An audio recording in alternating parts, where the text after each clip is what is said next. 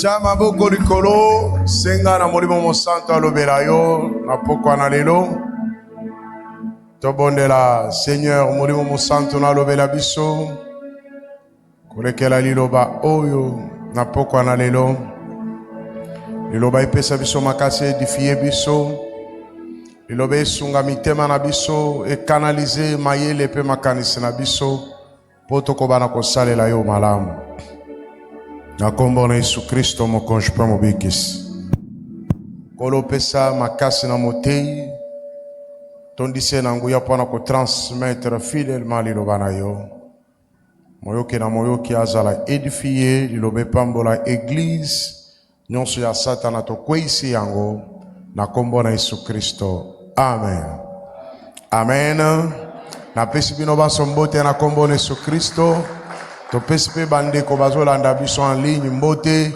Tikete nzamba pambola bino bipai nyonso bozali apambola biso pe na pokwa na lelo. Pesa moninga azali gauche droite pesa iloboko yebiseke Yesu alingio. Voilà. Tofanda nzamba pambola bino malgré ba transport ezamo apasi mikolo yo. Mais quand même bino bosali ke culte ezala poso ki bino boyaka te. Toka côté ya babante présence la bino nde sali ke culte ezali tikete nzamba pambola yo.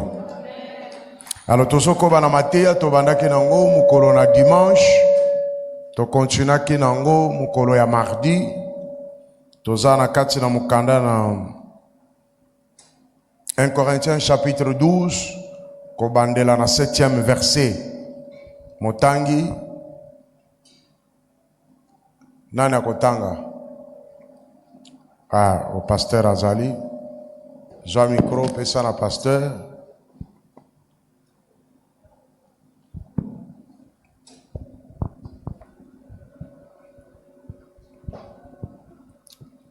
Un Corinthiens 12, kobana na 7e verset. 1 Corinthiens 12, à partir du 7e verset, nous lisons au nom de Jésus. Or à chacun la manifestation de l'esprit est donnée pour l'utilité commune.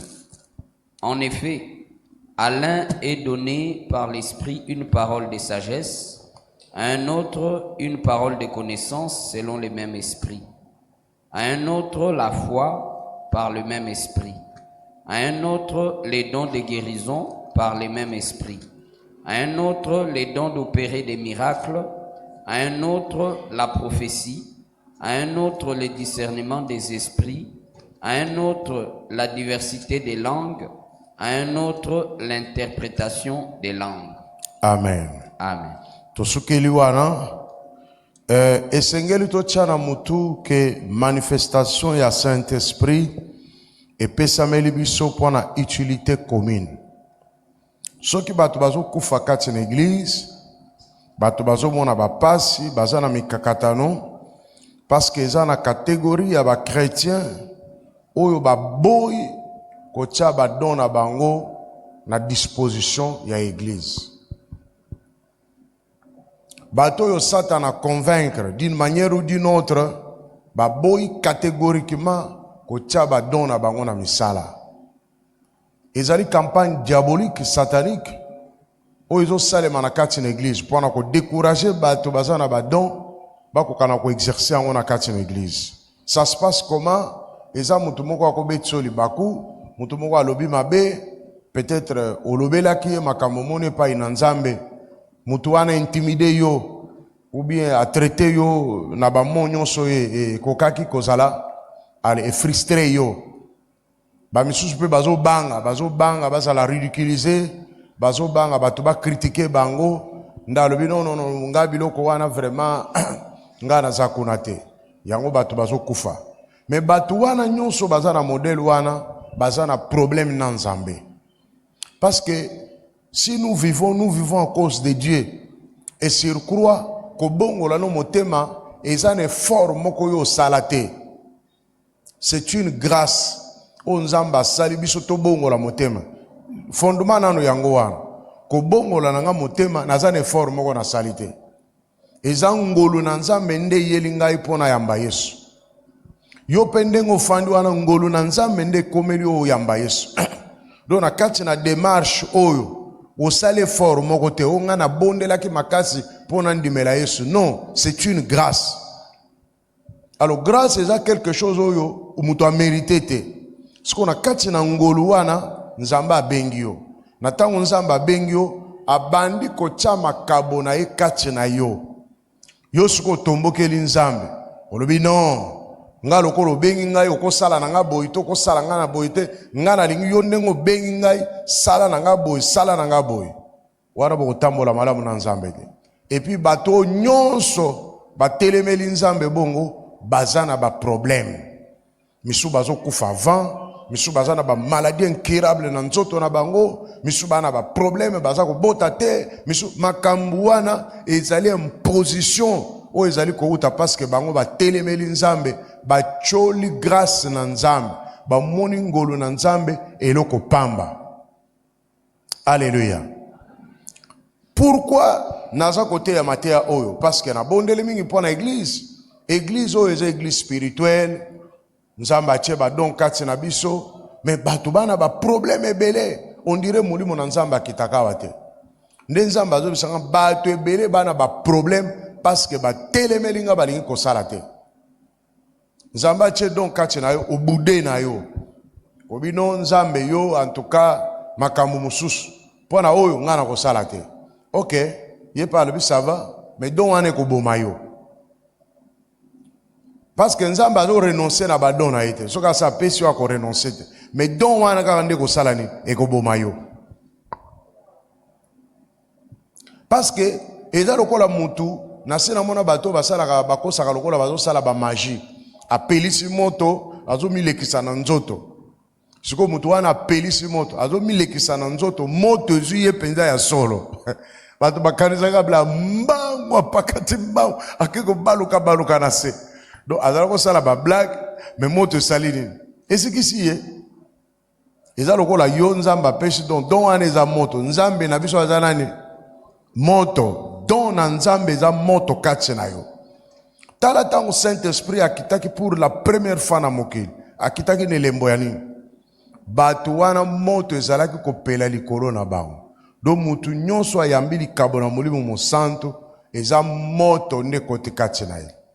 Tango boyi kosalela yango moto wana ekozikisa yo.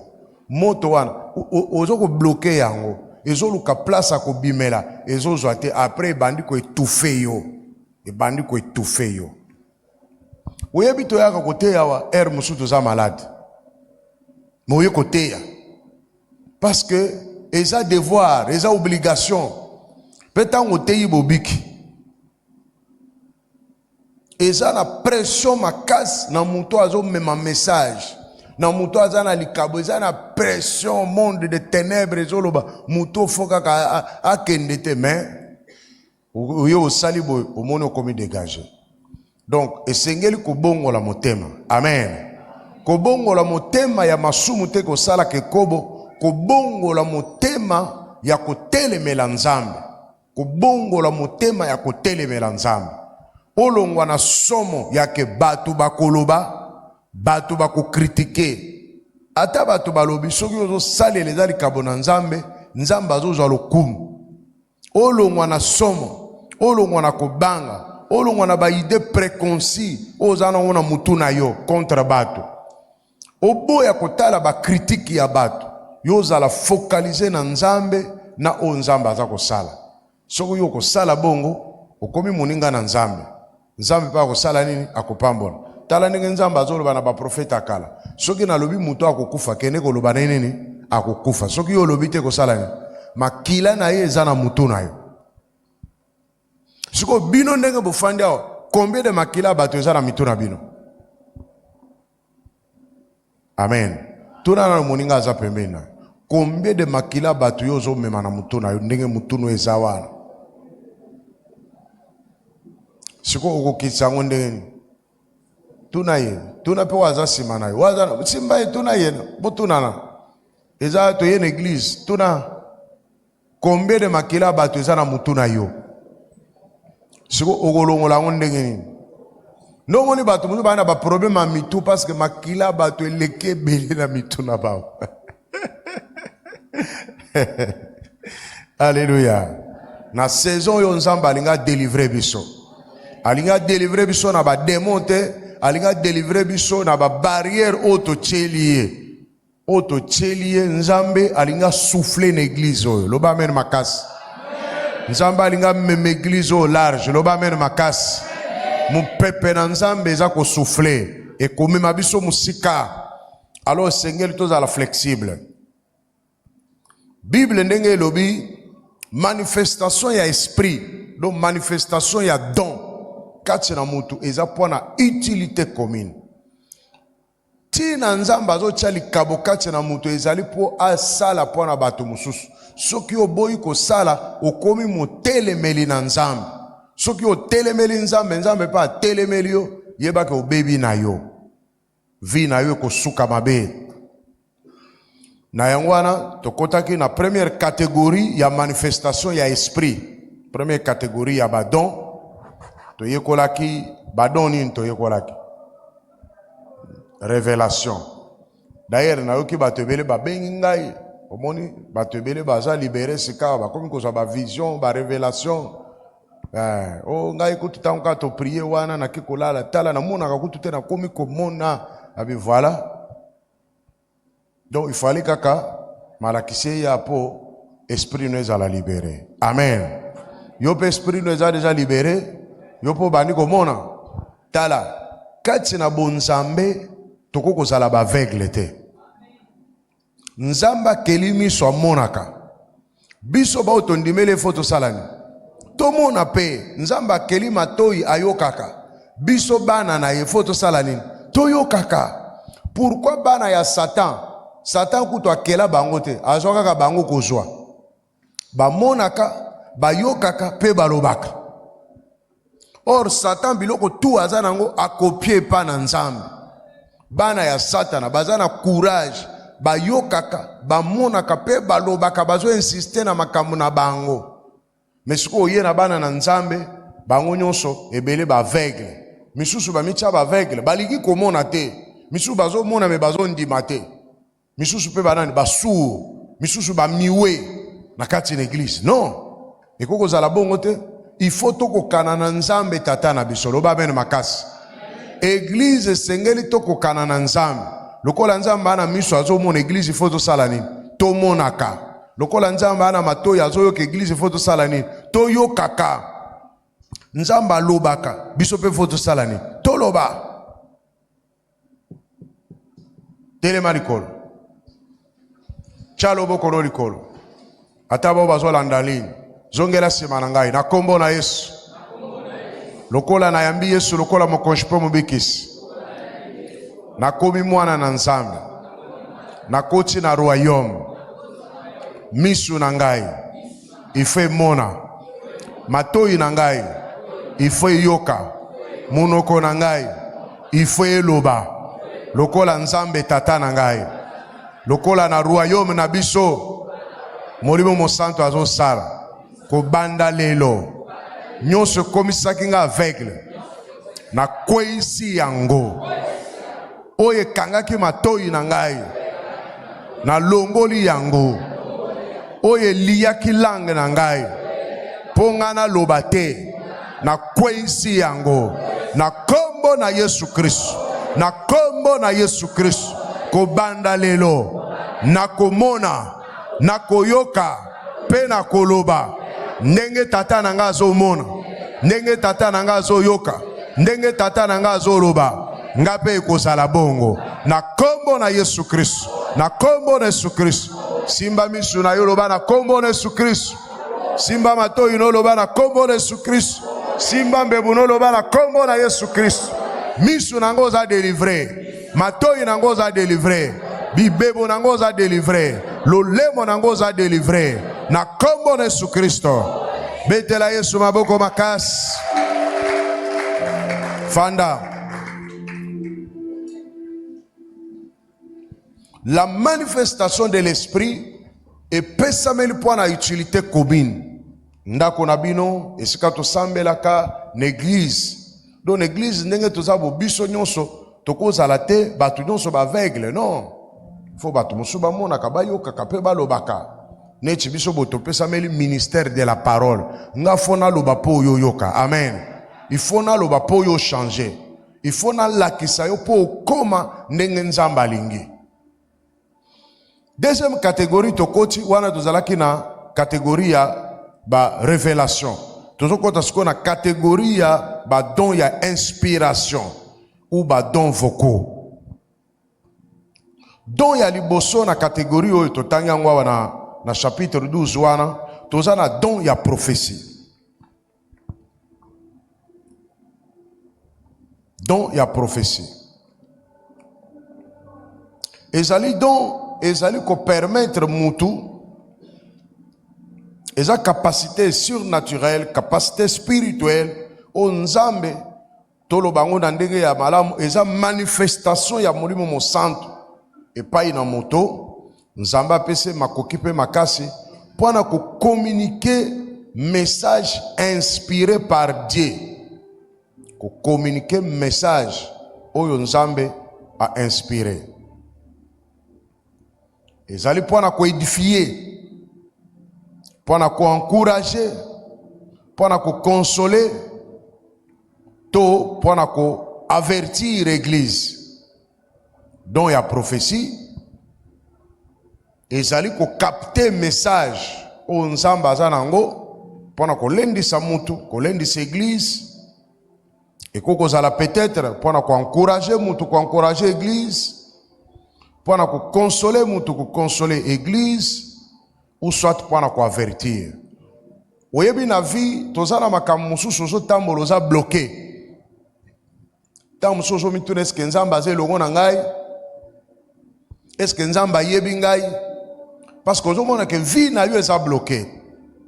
Mais nzambe wana yebi yo apesi message inspiré na mutu moko. Aye kokutana no ayebiso no nzambe alobi na ngai, na oki molimo santo alobi na ngai nzambe alobi ke ayebi yo.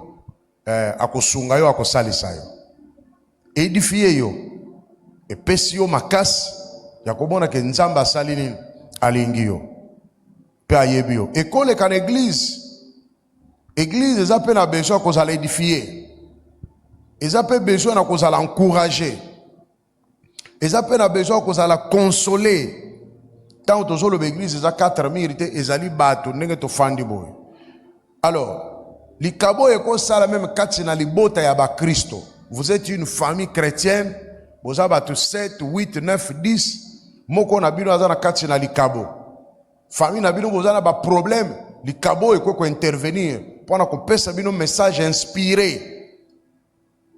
Moko na bino Saint-Esprit akoleka na nzela na ye pour ko communiquer. Beaucoup dans le même couple, moi sina mobali. Mais Saint-Esprit a l'équipe peut-être dans Zélana, moi si tu dans Zélana mobali, pour communiquer message, à quoi édifier bino, pour encourager bino. Nde musala ya liboso, ya don o ya prophétie. Et sengeli koyeba ke don o yo bit nango ezali ko prédire l'avenir te. Bit nango ezali ko prédire avenir te. Ndenge bato mususu peut-être bazali koluka bato bazana ba don ba koma lokola ba mbikudi te bit nango ezali bongo te, mais bit nango ezali ya ko appliquer pensée ya nzambe na situation songolo. Bit ya likabo eza pona ko appliquer pensée na nzambe na situation songolo. Situation moko compliquée koza la malamu ou bien mutu muso koza na nzela mibale na lando na lando allez pensée na nzambe sikawa na nzela na prophétie eye ko s'appliquer pona ko encourager mutu nzela wana ozokendeza malamu landa yango peut-être pona ko consoler mutu eza lokola te ko prédire te bongo te. Likabo oyo ezali ko servir ya ko fortifier communauté mobimba to libota, mais bit nango ezali ya ko satisfaire curiosité ya bato te. Eza pona ko satisfaire curiosité te, mais ezali pona ko fortifier communauté, ko lendisa lisanga. esengeli koyeba ke likabo oyo ya prophétie manifestation na yango ekoki kozala na balolenge ebele. Moto aza na don oyo ya prophétie mosusu ekoki kose manifeste epai na ye na ndenge ya pense moko, makanisi moko boye ekweyeli yo na mutu oyo yo ozala kokanisa te. Eza ndenge prophétie ezosala epai na yo, ndenge likabo ezosala epai na yo, makanisi ekweyeli yo na mutu bozosambela ube ozotambola osalaki effort te, ozala kokanisa makambo wana te, mbala moko ekweyeli yo na mutu mpe makanisi yango eza koinsiste. Soki oza na likabo wana okomona peut-être ebandi na yo, ozomona ke makanisi wana insiste, okomona ta mosusu makambo wana esalami me olobaki yango te. Omoni mpe eza koavanse bongo, eza koavanse bongo, eza koavanse bongo. Il faut tirer attention. Siko fo banda koloba makanisi wana oko koloba yango na lisanga ubie sima na losambo oko koloba yango. Eza pense na Nzambe, ezali message inspiré oyo eyeli mutu na nzela ya makanisi. Me mutu akanisa nga eza makanisi ya pamba, eza makanisi kaka eyeli ngai, me yo ozalaki nango te, osali pe fort moko te me eyeli yo. Don wana ya prophétie ekoki pe kose manifeste na modèle wana. Ndoka ba musu balobika eza makanisi na ngai kaka, makanisi na yo me makambo yango ezokokisama, makambo yango ezosalema. Seke eza makanisi na yo me inspiré na Nzambe. Pensée moko soudaine oyo eyeli yo, pensée oyo surgir na motema na yo sans effort. Ekoki kose manifester par une image. Image, ozomona image songolo ezali ko expliquer makambo. Mais image wana eza message mobimba. Nakopesa lokola ndakisa tozo sambela namoni ndeko dadi bakangi ye basinga. Après namoni mutu moko alati bilamba ya pembe aye kofongole basinga. Eza image namoni. Namoni na misu na ngai.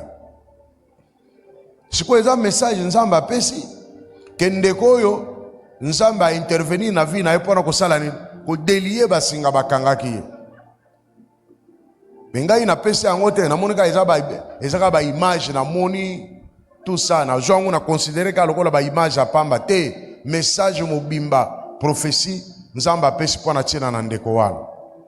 Bato ebele bamona ka bayokaka mais baza ko hésiter. Bazomona lokola eza makanisi na bango. Oro eza inspiration ya Nzambe. Amoni ba image, amoni yango ka lokola ba image. Tala lokola ndeko na biso Pharaon. Amoni ba image, ba ngombe ya mike ezoli ya ba ngombe ya minene. Eza image, nsoka image wana eza message prophétique. Alukisko bato ko interpréter. Lokola ye ayeba ko interpréter te, ya loti kaka. Akeko luka Joseph aya interprété message wana nde komisaki Égypte grande puissance. Ti lelo Égypte yebani likoro kaka message wana ba interprétaki. Donc comme on a ba image, peut-être dans une interprétation et kobi me pas no message codé, mais olobi yango bato musu ba kozala na capacité à ko interpréter ba ko interpréter yango.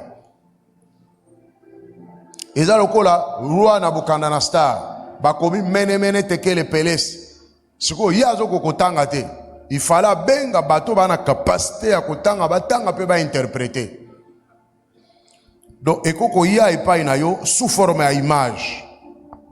Ezali prophétie, ezali pensée moko inspiré, ezali image o sengeli koloba. Eko ya na conviction moko intérieure. Ozoyo ka penza conviction. Net naza boye na lobi bon ndeko Nzamba yebisinga ke azobikisa yo, azobikso na maladi ozobela tobondeli po na ndeko abikite ya kozala décourager, mais ngai naza convaincu vraiment que ndeko yo Nzamba asimbi abikisi ndeko akena ndako alali ala mukana tongo bo maladi eza sude. Bon nazu message po na yeke Nzamba asali nini abikisi. Mais sur place là ndeko azoka ba douleur azoka malade nde makambo esale makana biso ba pasteur yozo yoka penza na conviction que Nzamba simbi mutoyo mais mutu wana ye azolandaka badouleur na ye azoyokaka biloko azoyoka makokende plus tard bo nayoki na biki. Donc ekozala conviction moko ya likambo songolo pakala oyo eyeli na motema pe okommunike yango nayoki kati na ngake nzambe alobi okobota. C'est un message okobota mais mutu yango pe azobota te. Mais ngai na libéré kaka po na yoka yango conviction na kati na ngai. Conviction na nani na yoka yango te mais na yoki yango na libéré yango. Eza message, eza prophétique. Alléluia. Nani mokonzi. Eko kozala pe koyoka mungongo. Ozoka mungongo, on dirait mungongo ezo lobelo makambo. Ozoka lokola bazo lobela oke kingani. Yopo bandiko loba makambo wana, bandiko loba makambo wana. Ozo yoka. Eza lokola cassette moko ozo yoka, obandiko loba. Do ozo loba oyo ozo yoka. Oyo babengi voix audible. Alors, don ya prophétie ndebo eza ko agir. Ba misuba na don wana, mais azozela kaka yoka ka mungongo, ayoka mungongo ezo loba no.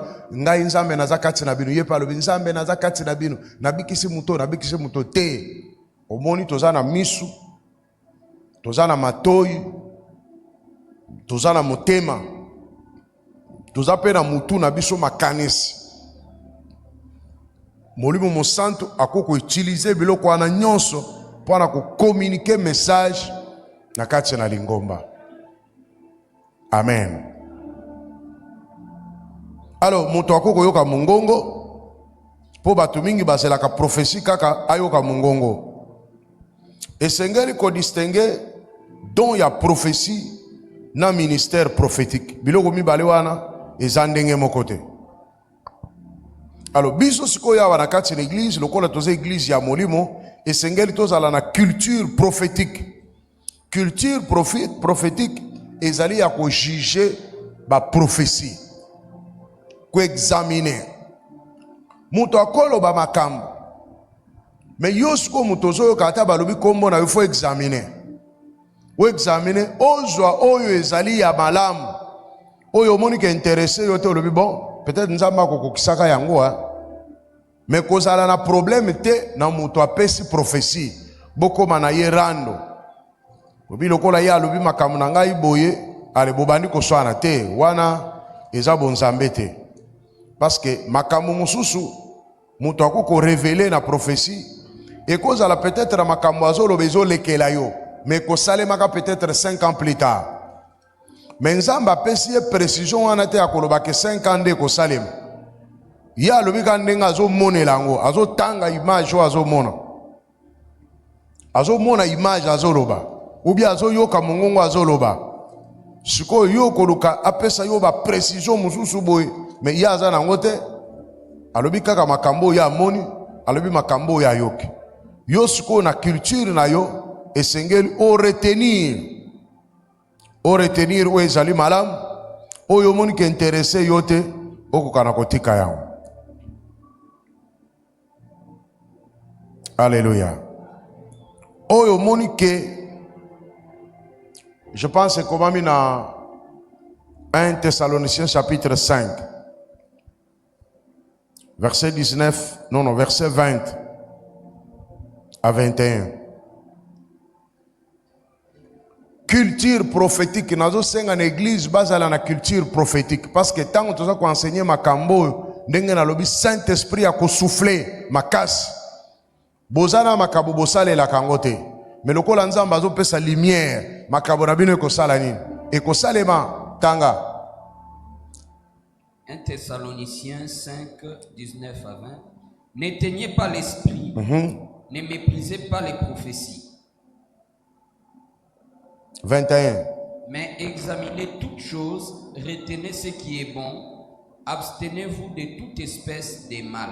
Ça va. Bible lobby, n'éteignez pas l'esprit et ne méprisez pas les prophéties. Comme méprisez te, muto alobi, soka zali poussé par nzambe. Ata makambo azoloba, ozomona loko les considérés concernés te pesa en temps. Comme méprisez te, comme méprisez pe muto a prophétiser te, comme méprisez pe prophétie te makambo alobi te.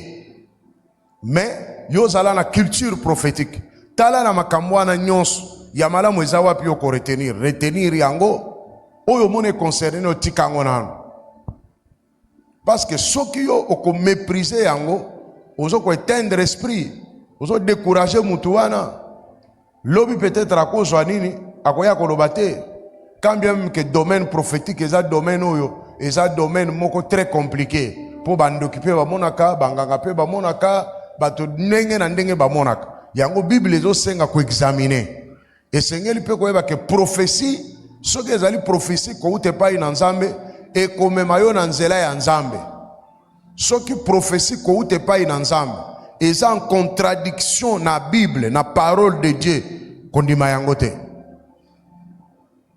Alléluia. Nazongeli koloba soki message prophétique oyo ozozwa eza en contradiction na parole écrite kondima yango te parce que liloba na nzambe oyo ezali prophétie par excellence eza bongo te. Bible oyo ezali prophétie par excellence bato bayokaki mongongo na nzambe nde basali nini bakomi makambo bayokaki nde bakomi nde tozala yango eza prophétie par excellence. Maintenant sikoyo prophétie oyo ozokozwa na nzela ou bien awa na église to wapi soki ezobala na te na liloba yango wana esengeli na église bato bayeba liloba na nzambe soki ezobala na te na liloba kondima yango te opesaka mutu respect olobi wi nayoki bon totala nzambe soki akosala me kotya yango na motema na yo te parce que oyebi ke ezokadre te na bibilia. Amen.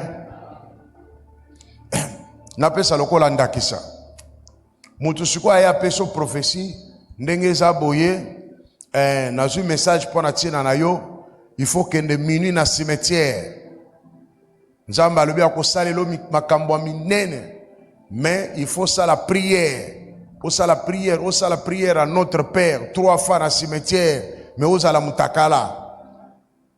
Est-ce que jusque là asa yebiso sambela bikeko te asa yebiso sambela bakufi te mais comment nzambe tango azobenga na Adam na Eve na jardin bakomaki mutakala asali nini apesi bango bilamba nzambe wana lelo aye kobongwama azosenga ngai na invoke mutakala. Est-ce que vraiment eza nzambe ya solo do fo mona mwa contradiction ndenge ezali wana soko yebi biblia okoloba ke makambo oyo eza solo te eza lokuta parce que e contredire nzambe pour jusque là yebi soka eza prière kende na cimetière okosala notre Père 3 fois notre Père ekomami te ekomami 3 fois pe eza chiffre ya résurrection a expliqué yo mais na applicabilité ya prière aye kobebisa na nini lié d'abord pourquoi kaka cimetière et puis yami bale pourquoi kaka mutakala mokobona muto albino eza prophétie bapesi ngai akepe na cimetière atikali mutakala abandi kosambela esili bademo baposede yo. Alléluia. Voilà. Sikoyo napesa exemple muto aya yebisi yo alobi bon omoni ndenge oza ba problème eleki ebele okosambela sikoyo kozwa photo ya Jésus otie na tolo na yo bandi kosambela na photo ya Jésus lokuta. Est-ce que Jésus azalaka na photo te? Bible elobi nini okosala ni image ya biloko eza likolo na biloko eza na se.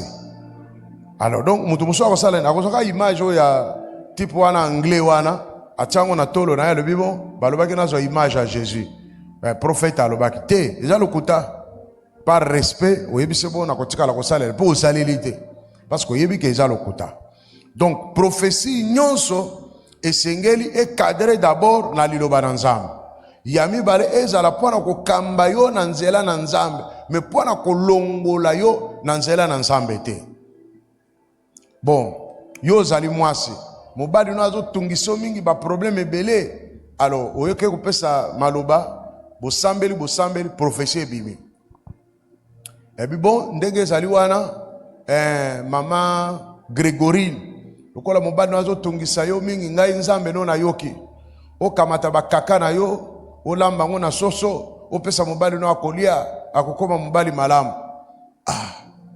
Est-ce que oyo vraiment eza message ko ute pa na nzambe oyo komi bondokisi kaka eza biloko mabe ya kobwaka siko ndenge ni nzamba korobana kene koliesa mobali na ngai kaka donc nazopesaka ba exemple mpona kotala omona soki biloko eza kokadre te na liloba na nzambe osala nini okokana kobwakisa yango. Donc tozala na culture prophétique, donc message prophétique ekokozala ezoloba makambu mpona kooriente yo mpona kodirige yo me ndenge moto aza kozwela yango don oyo eza permanente. Amen. Don oyo eza permanente. Ekeseni na don ya parler en langue. Don oyo soki eza permanent moto akobika lisusu te.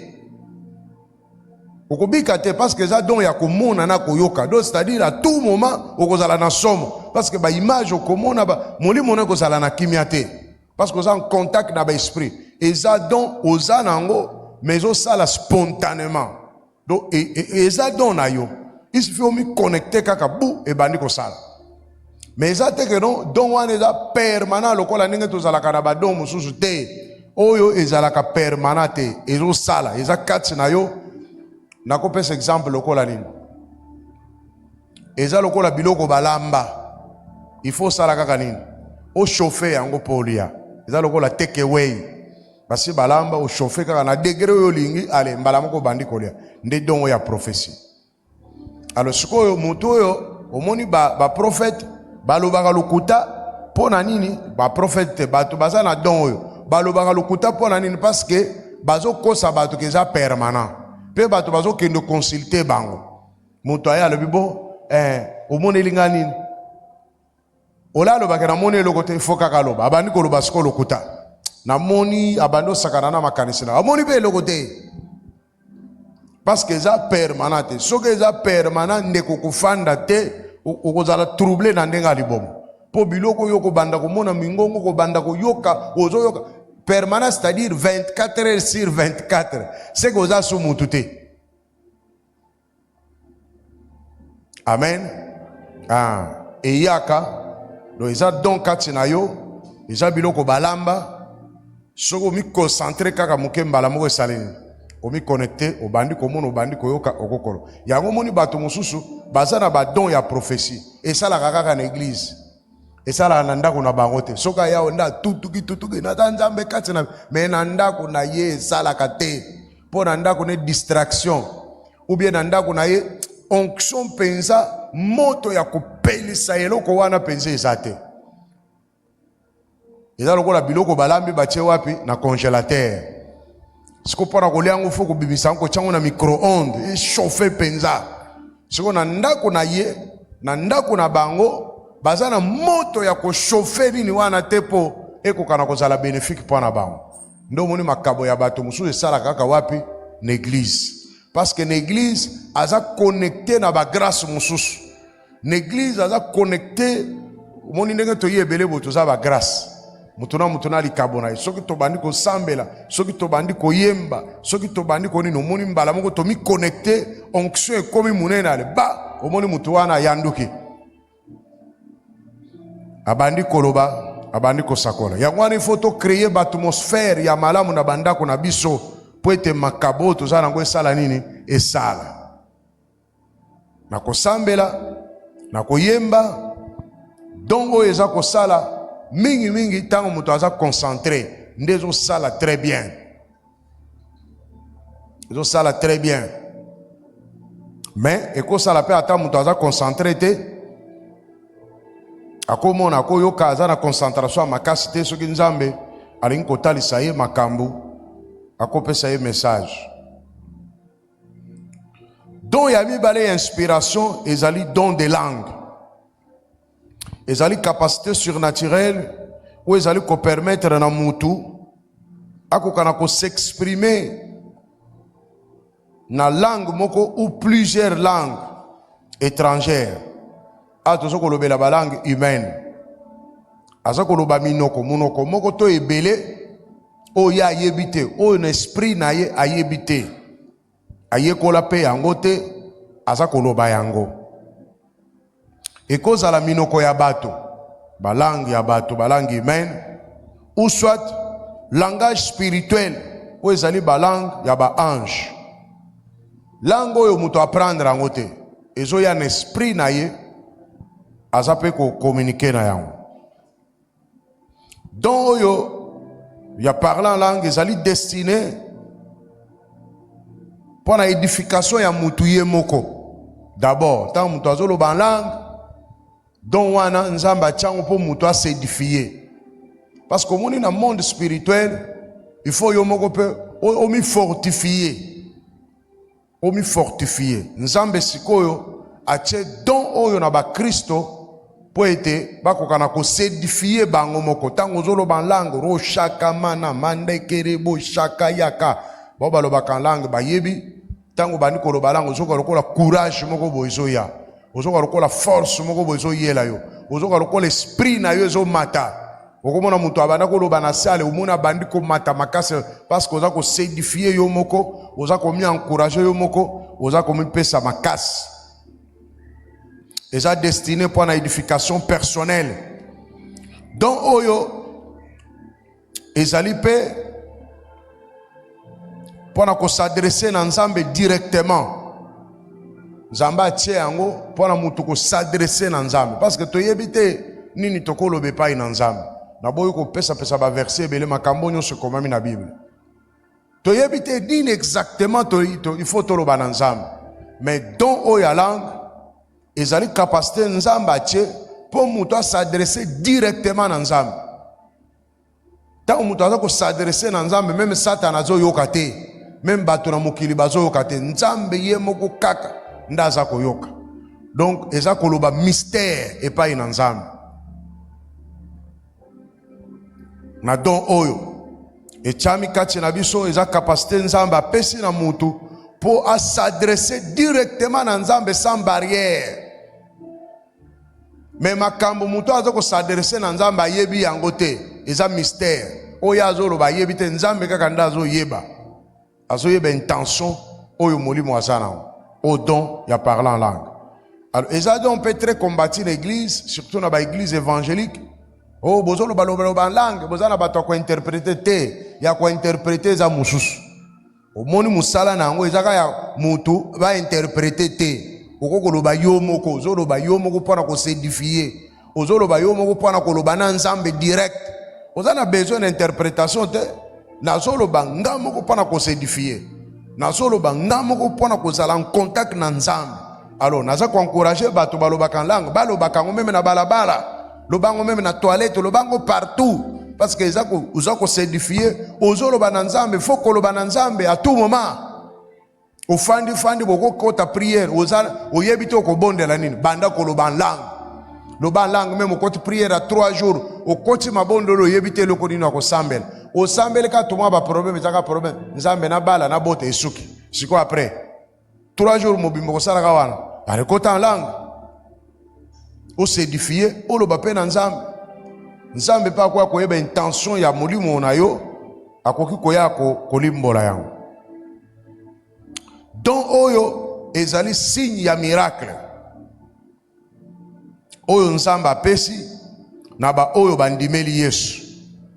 Parce que Yesu ye moko alobi, voici les miracles qui accompagneront ceux qui auront cru. À mon nom, ils parleront de nouvelles langues. Pendant que talisa que royaume na Nzambe komeli biso, moko na signe ya miracle ezali parlant langue. Pendant que lakisa que royaume na Nzambe ekoti ne sikawana, moko na signe ya koyeba eza parlant langue. Pendant que lakisa pe présence na Nzambe kati na bato, moko na signe ezali parlant langue. To sambeli ba bato bayeba ki langue te babandi koloba. Roma ya shakara ezola ki sa présence na Nzambe. Ezola ki sa ke royaume na Nzambe komeli biso. Ezola ki sa ke Nzambe azana kati na koyanga na wana. Nzambe aye. Eza moko na signe ya miracle na Nzambe. Don ya misato na ba don inspiration ezali interprétation. Elingi koloba te soki yo nano loba en langue te, oza mupagano te. Okozala po lobi en langue te, oza na don mosusu. Il y a parole de connaissance, parole de sagesse. Alors, Donc babisu pe baloba langue te mais okoki koloba soko lingi yango fo linga yango pe poloba. Donc il y a mis ça tozali interprétation de langue kolimbola minoko. Interprétation de langue oyo il faut ko différencier yango na ba langue o muto azo yekola pona ko interpréter. Muto ayekoli anglais pour interpréter en français. Aza na capacité ya ko interpréter littéralement, ça c'est autre chose. Mais oyo interprétation de langue ezali capacité spirituelle oyo nzambe azali kopesa na mutu. Po akokana kolimbola minoko ya ba ange. Kolimbola langage ezaka te oyo bazoloba. Même oyo ezokomama. Eza mutu aza na capacité ko interpréter. Même oyo ezomonana mutu akozala na capacité ko interpréter. Omoni lokola Daniel alimboli oyo ekomami.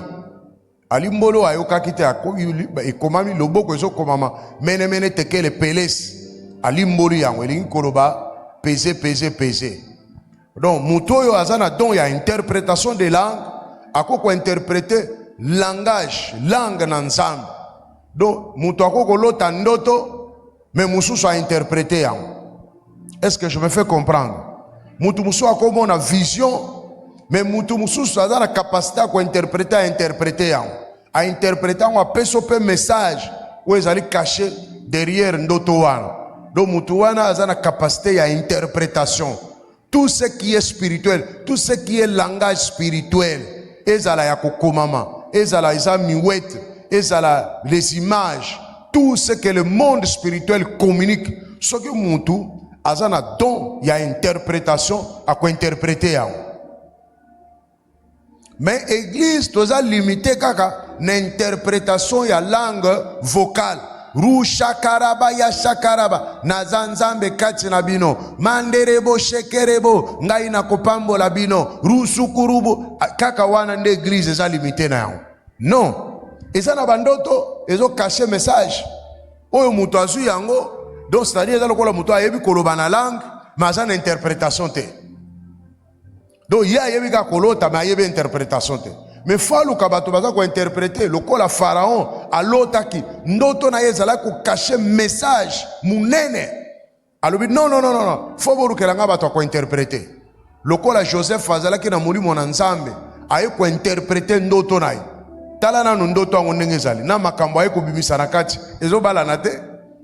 Et koko zala bizarre no moni bato musu bakota kana ba prière awa tant muto aye kokota prière pour la délivrance to yebisaka makambo nyonso kolota sala nini koma yango tango koya kosolola na muto akobondela po na yo obetele masolo bato bingi bazala na loti biloko moko ezanga tina na loti ka biloko moko boye yo zo mona ngo biloko moko bobetela biso siko tolimbola tokolimbola ngo kokamu yo mona ngo biloko loko moko boye mais nzoka eza message mais yo mona ngo biloko ba code yango parce que esprit na yo ezave ozana don wana te. Mais biso tango tokoyoka yango ou bien muto aye ko bondela pona yo ayoki yango akolimbolela textuellement abimiselo message na kati. Alléluia. Yango wana makambo tozomona il faut ko sala nini kolobaka yango. Bazo pesa bato bankadrer rawa. Bayebiso keno yo babondeli pona yo encadrer no yeyo. Obanda ko betene masolo makambo tozomona na ozoyoka. Bato bayaka te. Azomona makambo azoyoka makambo azoyate. Abetine kara ami sifiri yemoko. Et c'est erreur grave.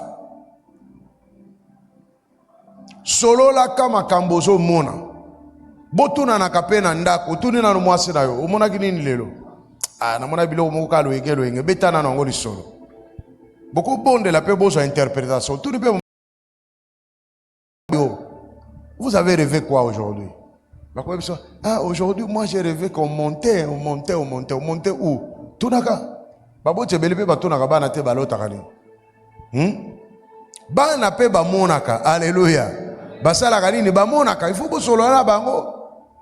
Nzamba ko cacher message na mwana. Netu mwana moko wa monaki alamuki na tongo ayebisi bango keno. J'ai vu quelqu'un entrer ici et cette personne a pris notre papa. et il est parti avec notre papa. Bamona onga lokola ba biloko ya bana. Après moi papa na bango akufi. Mutu moko asambeli pona yango azate. Mutu moko abundi po te bazwa papa azate.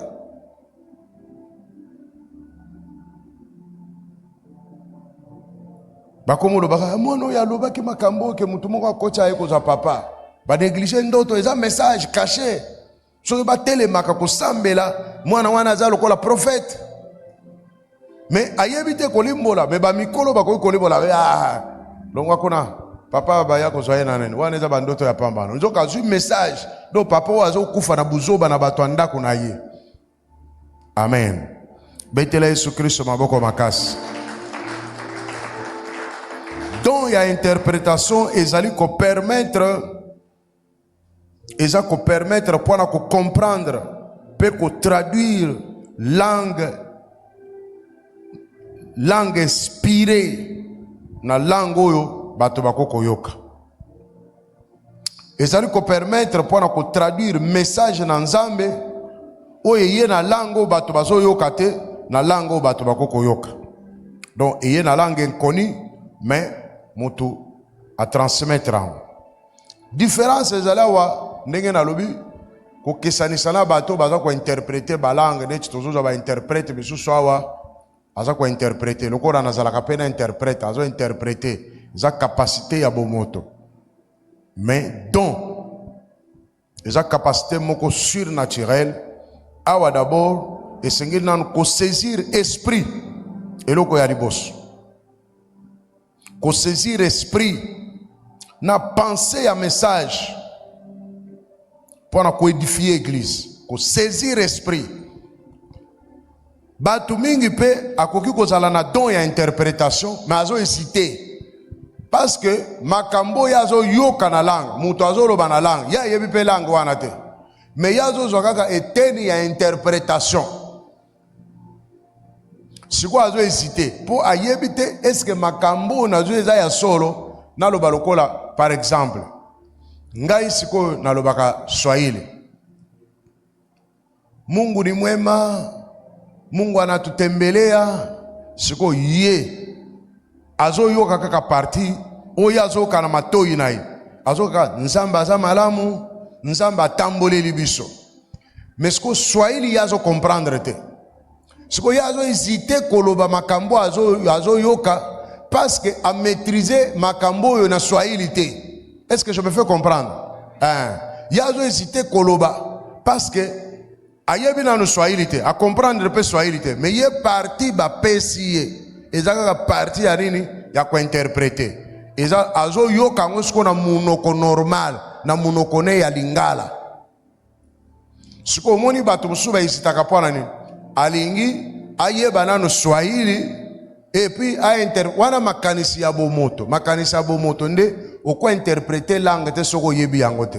Est-ce que je me fais comprendre? Makanisi ya bomoto oko interpréter langue te soko yebi yango te. Nzamba alobi Mungu anasema Nzamba alobi, c'est-à-dire na yebi nyonso mibale nazo yoka oyo azoloba na monoko oyo bato bako yoka. Maintenant siko interprétation na langue yozo yoka makambo wana mutu aza koloba na langue na yo po communiquer na bato. Ça peut se faire comme ça. Mais mususu pa ko yoka langue o mutu azoloba a interpréter pe na nini. Mais bato ebele baza ko hésiter po na nini. Parce que azo yeba te soki eza exact makambo mutu azoloba nde yazo kene koloba. Neti mwana moko en église atunaki nga alobi mais pourquoi pasteur? Les choses là qu'on parle là, mais quelqu'un qui parle, il dit seulement Ruba Shakara Barabara. Mais c'est lui qui interprète beaucoup de choses. Est-ce que c'est vrai vraiment? Mwana moko atunaki nga bo, ngabi bo. Wana mwana ulingozo aliboma, makamuna nzambe eza bongo. Soko lui comprendre que pourquoi lui a dit seulement des mots. Mais celui qui a interprété a dit beaucoup de choses. Gabi na ndenge na biso ya bato maloba na biso ko zali belé c'est que interprétation peut faire sala nini ebele mais na ndenge na bonzambe nzamba koloba a wana ezolimbola mokili mobimba. Alléluia. Nde na biso nzamba koloba ka je suis wane bandi kolimbola eko koma mukanda mubimba. Ah bien, c'est comme ça, oui, c'est ça. Makamunanzambe zabo. Amen. Donc, oyo, ezali ko permettre pour qu'on soit message codé dans Nzambe pour qu'on communique na bato. Ce qu'on a ndako na bino, so bozana mutu oyo, azana capacité à interpréter. Bo exposer kai, bo ebisake makambo parce que azana don wana bana ko interpréter les bino. Même l'église, so bozana bato bana capacité à interpréter makambo. Bo ebisaka bango makambo, bo tia bango ba interpréter. Bako interpréter l'écriture, bako interpréter makambo ekomami, bako interpréter ba image, bako interpréter ba ozomona lokola ba image mususu na Bible lao. Bato mususu ba interpréter yango. Oh namona ki lion boy, namona ki le nkoloba nini, aigle wana le nkoloba nzambe, tout ça. Bazana capacité nzambe apesi bango ya ko interpréter. Nani mokonzi? Kole sako mama. Nzambe pe akopesa yo langue na interprétation. Yo moko moni yo moko pe osalini olimboli yango mutu nyonso aza komona na tuna kananu ye yo makambo yo moni pona yo solobani na makanisi na yo. Qu'est-ce que Dieu a déposé dans ton esprit tant vous allez komona yango? Il faut kolongola hésitation, il faut kolongola somo, il faut kolongola kobanga. Monde des esprits est réel, biso toza pe spirituel. Okomona mutu azo mona azo yoka mais pour communiquer, azobang. Mais quand on va y venir, salame, bah toi bon on a l'ingara bangote. Soki pena, oza peme na ko mamula yo mbata. Oh makambo na mona kiyango, o mona kiyango skolo ba kite parani. So a ozolo ba po biso to salani. Ozo pesa biso kanda, faut que tout aille makofi. Mutu asa kufinde yo zo ya koloba. Alléluia. Mutu asa kufi, nzambe pa zolo bake. Akoko sala likambo te soka salini soka lakisi na basali na ete do makambo tu esalemelaka biso nzamba lakisaka amonisaka me biso nde tozali matoi mangongi uswatu toyokaki yango malamu te nde tozokokweya tozosituka siko mpona nini ekomeli ngabo nzoka nzambe alobaki na ye me tosali tetu donc tokosukisa wana mpona ntina na lelo toyekoli ba don wana d'inspiration. Mutu aza na question poser question na yo. Pesa ye micro. Ba protocole ba yele lote. Kaka président ye moko. OK. Loba. Merci papa. J'aimerais juste avoir de précisions. Quand vous avez parlé de la prophétie sous forme des images et que vous avez donné l'exemple du frère, si vous recevez un message comme ça, comment le dire au frère que j'ai vu, que Dieu m'a parlé, ou bien comment transmettre ces messages-là? Ça c'est premièrement. C'est là où il y a un problème. Donc pour comprendre que c'est Dieu qui te parle, il faut que tu comprennes d'abord que c'est Dieu qui me parle. Ça doit être habitude. Ah, j'avais vu ça. Ça s'est réalisé. Mais je n'avais pas parlé. J'avais vu aussi ça. Mais ça s'est réalisé, je n'avais pas parlé. C'est que c'est Dieu qui me parle. Donc, Dieu me parle par des images. Là, tu prends déjà position. Quand tu verras encore une image comme ça, tu vas parler, tu vas communiquer que je vis parce que tu es chrétienne, parce que tu crois en Dieu. Un jour, tu as déjà prié que le Saint-Esprit descende sur toi. Et le Saint-Esprit descendit et se manifeste en toi comme un don de prophétie. Il faut communiquer. Les gens ont peur de dire que mon santo a révélé Ngai. Les gens ont peur de prendre cet engagement-là, d'engager Jésus, d'engager le Saint-Esprit. C'est ça le problème. Ah, mais il faut engager. Mais pourquoi vous avez peur?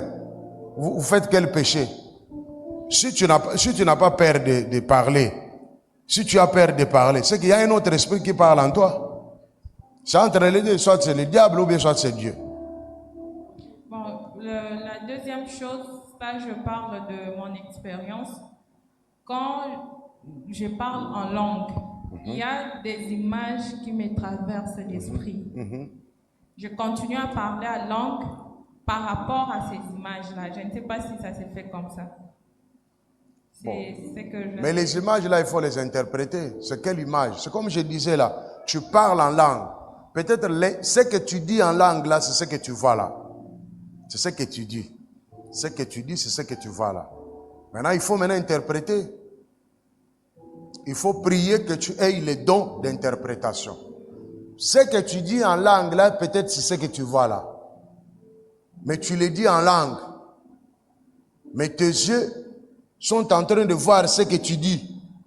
Mais il te manque seulement l'interprétation. Faut-il continuer à prier en langue ou bien prier par intelligence, parce que je suis en train de voir ce que... Mais continue à prier en langue, mais il faut demander maintenant l'interprétation. Parce que si tu as l'interprétation, c'est quand même clair ce que tu as vu et ce que tu dis. D'accord, merci. Maintenant, j'avais dit mardi. Ici, à l'église Mera, chaque personne a un encadreur. Parce que ça, c'est un domaine très compliqué. Un domaine qui demande l'encadrement. Un domaine des esprits.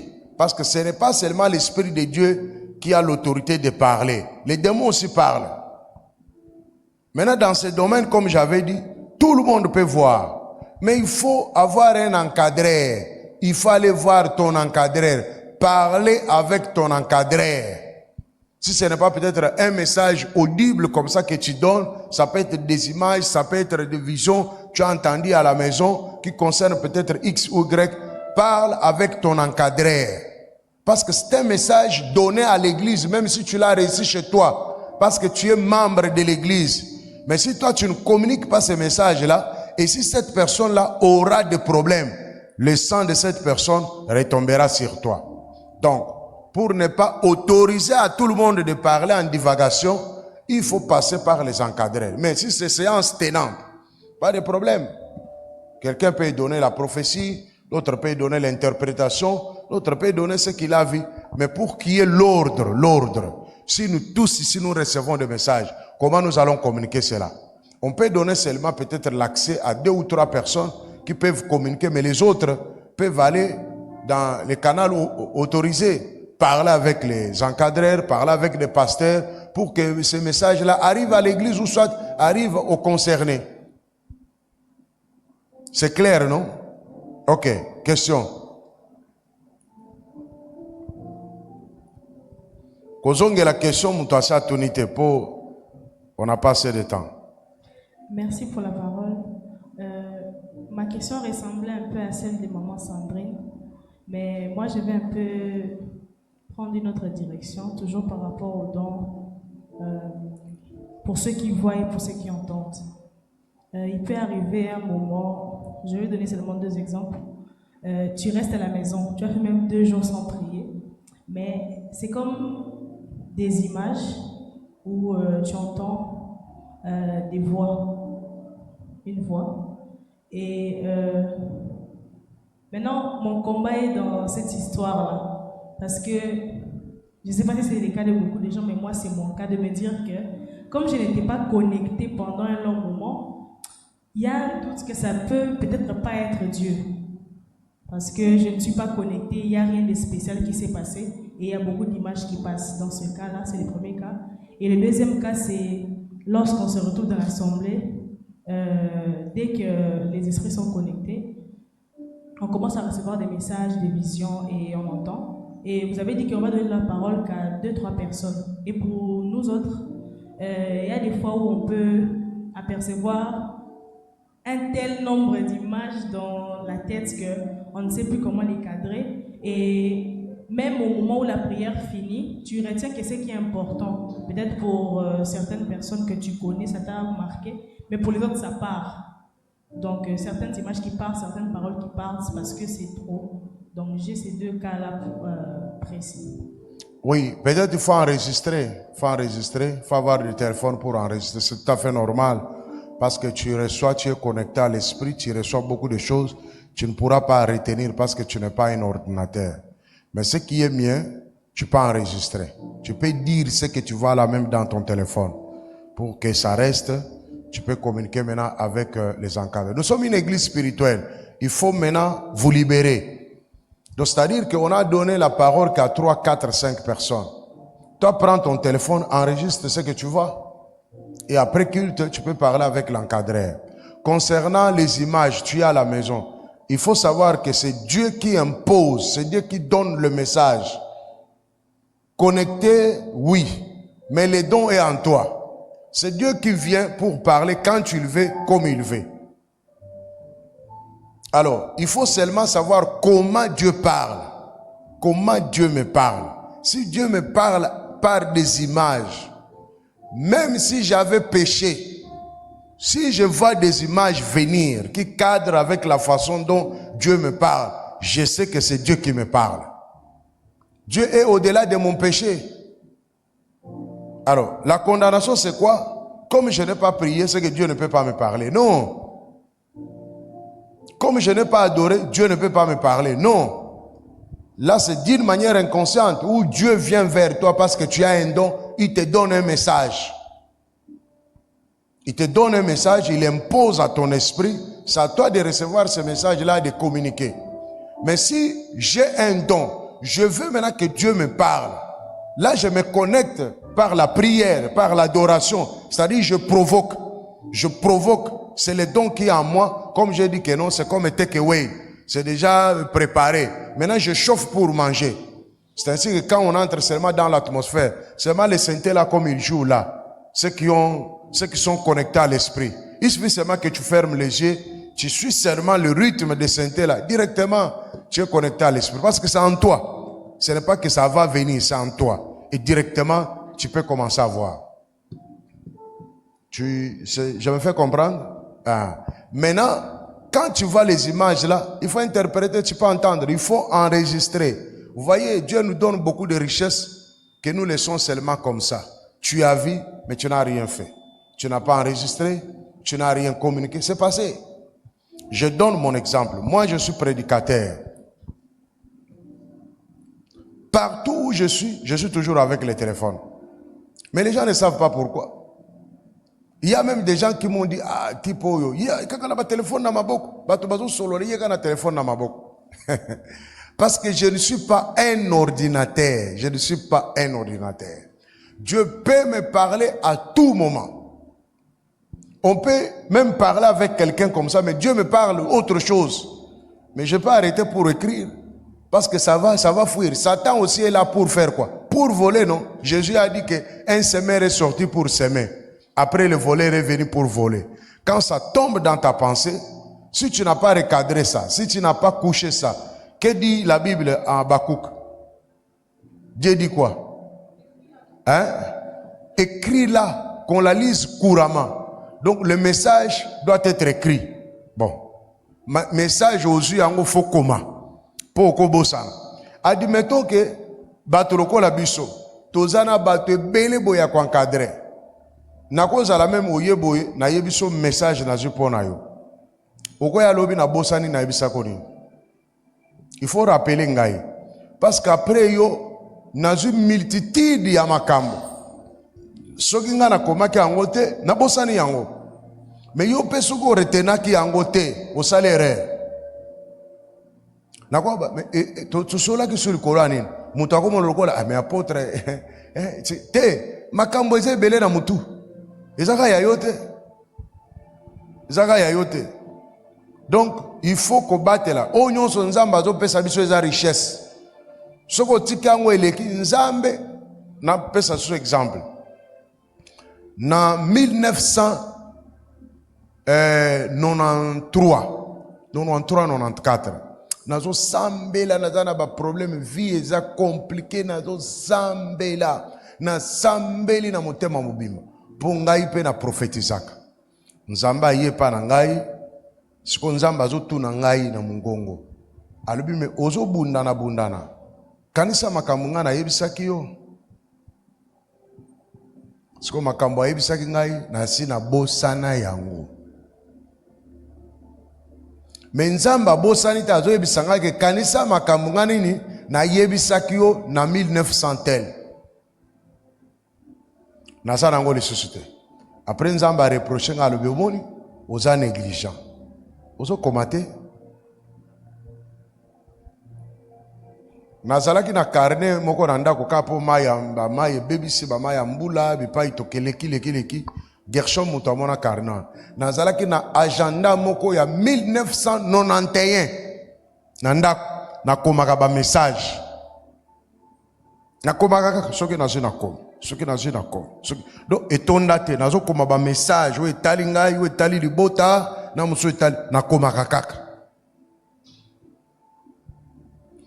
Moko pe na mi komelaka naza na de WhatsApp wana ezaka pa na plaisir te na mi komelaka nga moko nazo na komi na tini na WhatsApp na nga moko ezo batela nga moko après na kwa kolanda kuna nazo tanga. Est-ce que vous comprenez moi ça? Pourquoi? Parce que j'ai été réprimandé que kanisa makambo nga na lobake na yo na yebi yango soute mais nzambe ya bosanite a traité nga de négligent. Bato ebele na monde spirituel baza ba négligent. Tango oza na négligence, nzamba azoleka. Pourquoi nzamba alobaki na Moïse akoma na mabanga? Po batanga ka yango parce que Moïse akoka kokanga ba loi nyonso ba 10 commandements nyonso te aza mutu. Mais nzambe siko ko sambisa Israël selon loi na 10 commandements pesa ki bango po nzamba bosanité. Amen. Voilà, question Moussous. Merci papa. Oui. Na simba ki sika moko lobaki tangozo côté ya ba directive. Est-ce qu'en ligne qu'on a question ezali? OK, c'est bon. Na makambo etali ba directive. Bande ko lobaki ba prophétie soki eza biblique te tokoko ndima te. Donc il faut prophétie kende ndenge moko na liloba na Nzambe. Prophétie est qui contredire parole ou écrite te. OK. Nazu exemple net yanga. Avant na poser question. Nazu exemple net yanga. Na kutan na prophète. Ayebi ngai Nzamba ayebi ngai likambo boy po na yo mais apesi nga directive alobi que Nzamba lobi ozwa exemple ba matière fécale oliango. Na esprit nanga na boyango atangeli nga pe liloba Nzambe na kuti yango pe na kati ya Bible côté Nzamba zo ebisa Ezekiel na Ezekiel 4:12 à 15 Nzamba zo recommander na mapo akosala azwa ba matière fécale ya bato atia na kati ya mapa wana Ezekiel aboyi Ezekiel a mekia pe ko résister Nzamba ebisi bon na épargner na ba matière fécale ya bato. Mais au sala mapa wana ko chango quand même matière fécale à banyama na kati soki ayebisi nga bongo ngai n'esprit na nga malgré tangeli nga Bible nga n'esprit na ngai na boyi kaka siko na étape wana to pe na dimension wana na tosa makambo alobi po atangi Bible to po ezokende ndenge moko na Bible to fona tosa ngo po esprit na ngezo boya Bon Bible il faut comprendre la Bible dans la dimension mibale. Bible il faut qu'on ait une dispensation. Tous dans le Nouveau Testament, tous dans l'Ancien Testament. Il faut esprit dans Nzambe et puis son capacité à lire la Bible. La lettre tue, mais c'est l'esprit qui vivifie. Donc, mutako tanga neka lettre boye abomi peyo. Mais faut yo mutoyo ozo tanga Bible. Vous avez un esprit dans Nzambe pour comprendre les alaki na contexte nini tout ça il faut kota na exégèse ou kota na banini wa oboni parce que biloko musu zo senga ko approfondir et puis prophétie ce qui oza ko appartenir ko la église merawa ba peso prophétie na nzela avant exécuter ngo faut ya ko mona pasteur parce que capacité no ya ko interpréter ko za la ndenge mo na pasteur te. Avant d'exécuter, il faut y avoir un pasteur. Parce que mon appelle ça profession à berger na yote. Ce qui exécuter sans consulter berger na yo, au comme mon tomboki. Il y a un problème parce que exécuter la prophétie sans consulter berger. Et puis quand ce que mon a vrai prophète, au kangi na lobo ko bito kende libosa pasteur nanga oloba makambo zoloba. Ako kimambango, ako ya ko lobate. Question esili pesa ndeko awa. OK. Toke mbango mbango. Merci papa pour la question. Omoni makambo na Nzambe na sina lobawa. Il y a l'autorité, l'obéissance et la rébellion. L'autorité c'est Dieu et tout ce qui est établi. La rébellion est un désordre Satan na ba biloko na ye. L'obéissance est un biso. Ba otondime l'autorité wa. Donc, une église est dirigée. Le corps de l'église est dirigée. Il y a une autorité établie. Ceux qui sont membres de l'église, tu ne peux rien faire de spirituel sans consulter une autorité établie. Tu ne peux rien faire de spirituel. Même ma bonne, comme vous savez, oh, ils ont intercession, tu bengi ba vasin. Non. Ce que comme vous benga ba vasin, faut bâtir le maboko. Parce que yebite ba vazana ba koya na mulimo ni. Ba koya na mulimo ko troubler ndako na yo. Donc faut ba imposer yo maboko, ba transmettre au pouvoir parce que comme ko yamba bato ya sika. Bato moso bato kanisa loko les contrôle, église les ko exagérer. Non, c'est pour vous protéger. Vous êtes fidèles, boza bandimi. Boza na kati na bergerie oyo. Question maman. Papa, nous na question et de la jara makasi. Ceux qui n'a pas dit prière. Et là, quand les bossons na banda mona na moni lola. Na moni lola. Donc na mona ka. So na banjo prier à langue. Ya les bossons na mona au quoi sanza et banjo fungwa mamalembe. Bon, wana eza question te, wana eza makambo monaka. Il faut encadrer nonani. Mama Sarah. Aya, kutana na ebo solo la nae. Pesa micro na mama waza na question. Église Mère, c'est parmi les meilleures églises du monde. Amen. C'est parmi les meilleures églises Yanzambe na mokili. Parce que moutounion soit encadré. Mais tellement que vous êtes rebelle, vous êtes dans l'église à rebelle. Alors, vous avez besoin de mater, vous avez établir. Tanga. Merci papa pour la parole. Vous avez dit le don de la prophétie et le ministère de la prophétie est différent.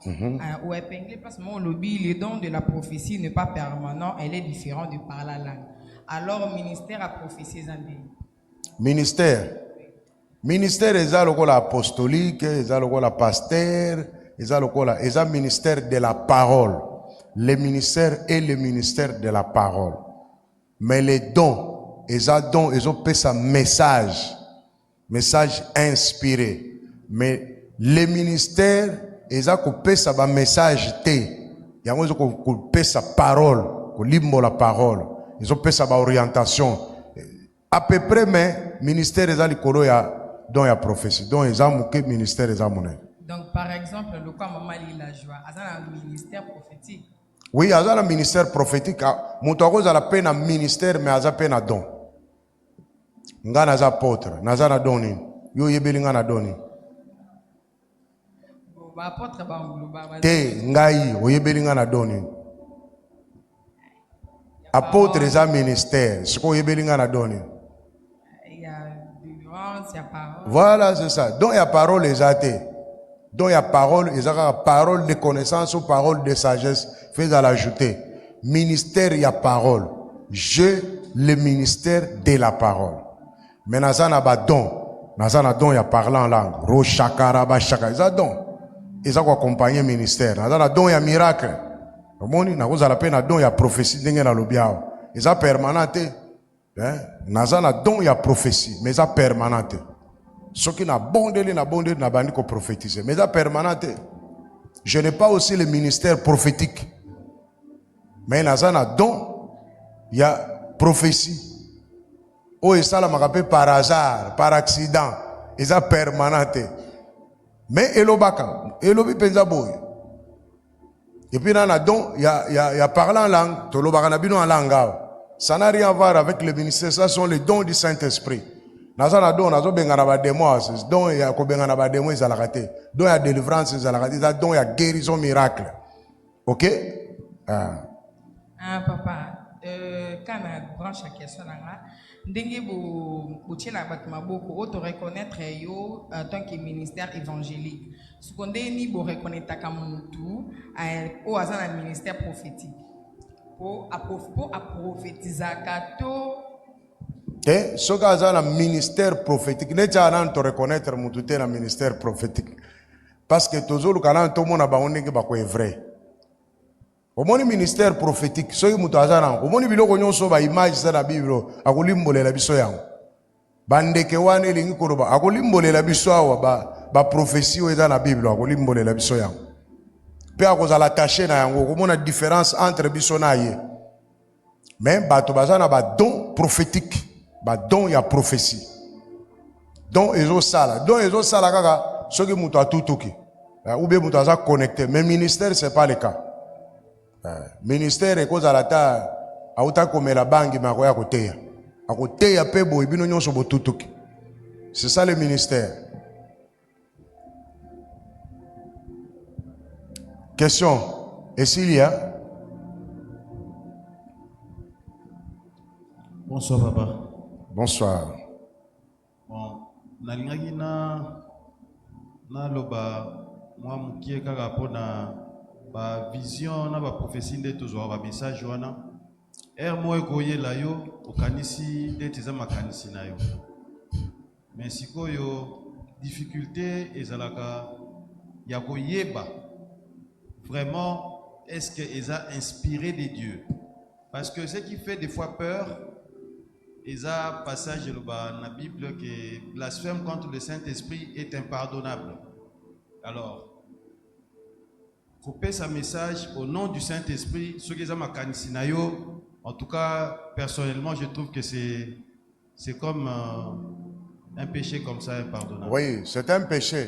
Admettons que tu es en église. Tu es en sambela.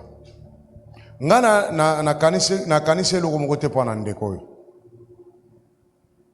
na vise yete nga na fandi kuna sima to bando sambela ba imagine yeli nga na mutu na bandi komona ndenge bazo kimisa ye mbangu akomi kuna na porte kuna ba bete double pata kwei après qu'il te siri na lobe za makanisi na ngai nga na za posséder pour ngai na kanisi yete naza na pensée moko na yete to bandi ko sambela bu imagine ko ina mutu na ngai mais nzamba zo passer kana makanisi parce que na kangi misu neti na kangi misu boy nini siko ko sala kaka makanisi nde ko sala kaka esprit nde ko sala et communication esprit zani makanisi na raisonnement maintenant siko ngai na kanisi yete na kani yete pa na moni mbala moko lokolo na ye ezo ya mulai.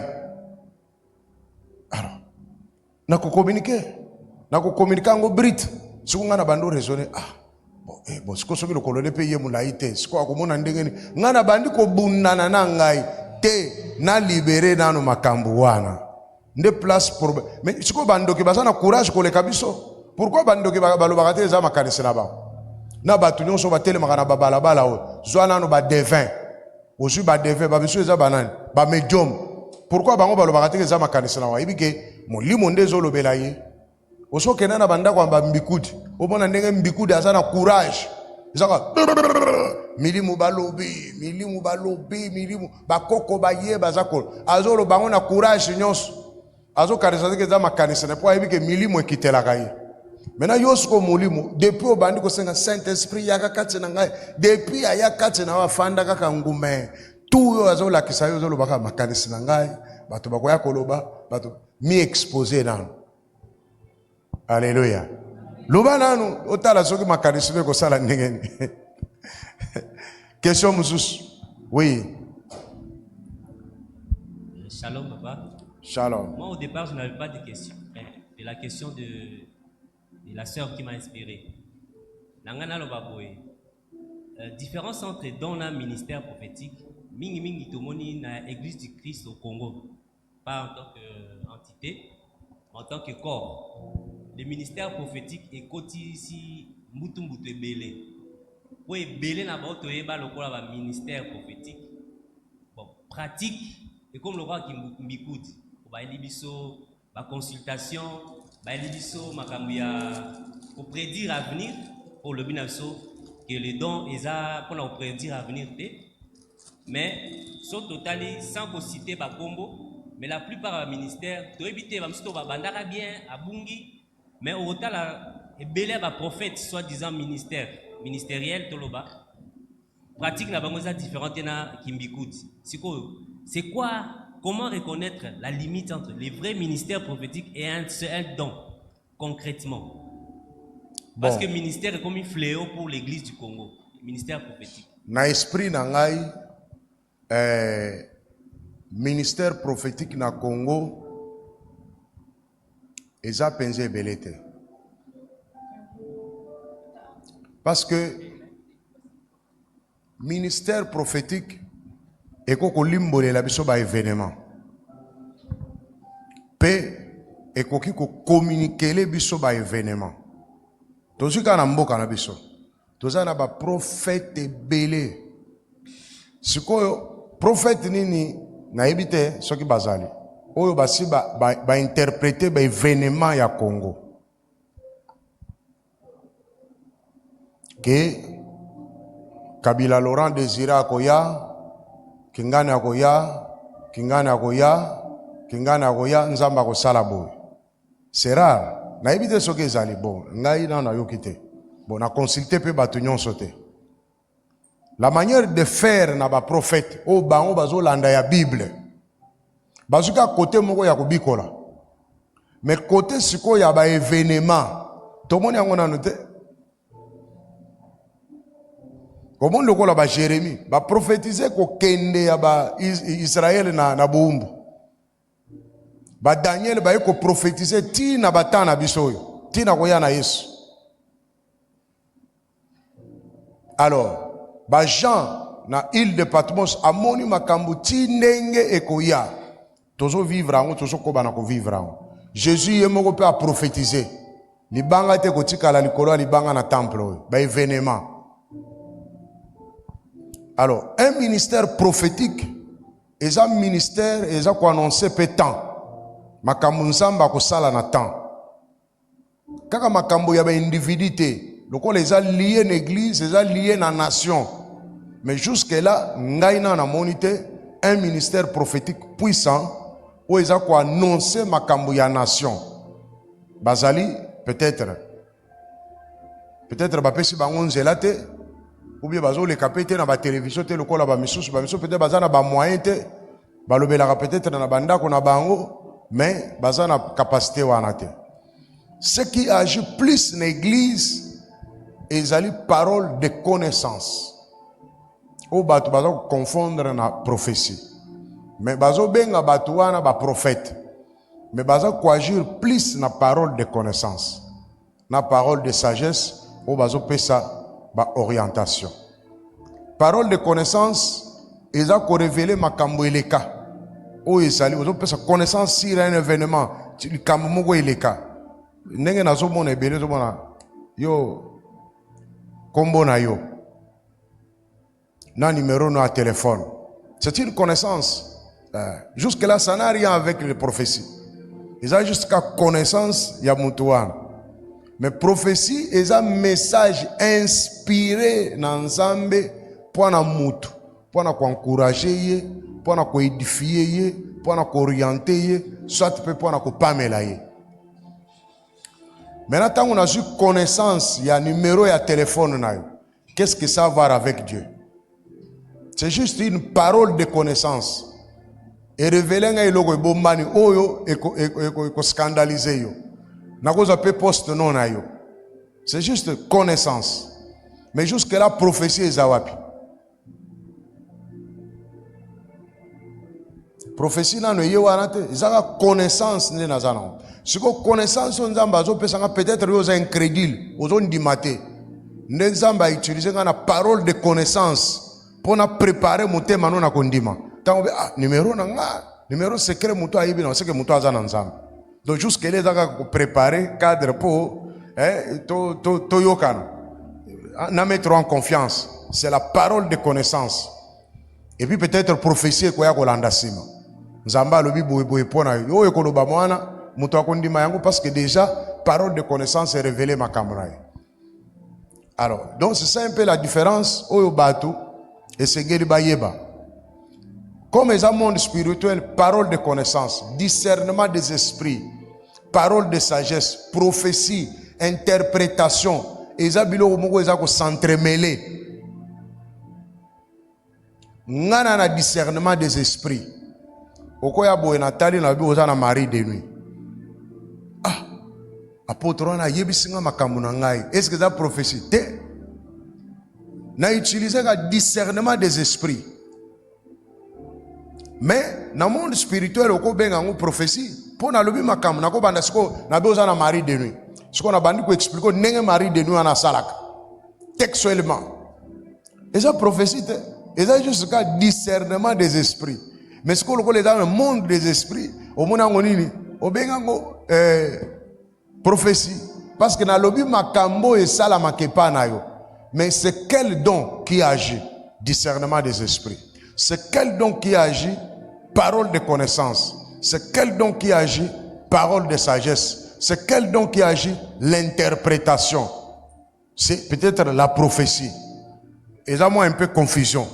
Mais muto azana don yemoko akoko yebake don o ezo agir katsa na nga tel pour ne pas peut-être côté église na katsa na confusion. Oui, question. Question en ligne. Pour une personne qui a les dons de vision et de songe, mais dont l'encadreur n'a pas les dons d'interprétation, que faire dans ces cas-là? Atunana nuye ndengeni ya yebika azana don interprétation te. C'est que y a quoi interpréter. Yo l'autre makambo quoi interpréter. Ok va interpréter le lobi que y a interprété bien te. C'est que yo quoi interpréter. Hein? C'est ce que j'ai dit, non? Comment lui connaît que l'encadreur n'a pas les dons d'interprétation? Toi tu as amené tes songes pour des temps, des dons, non?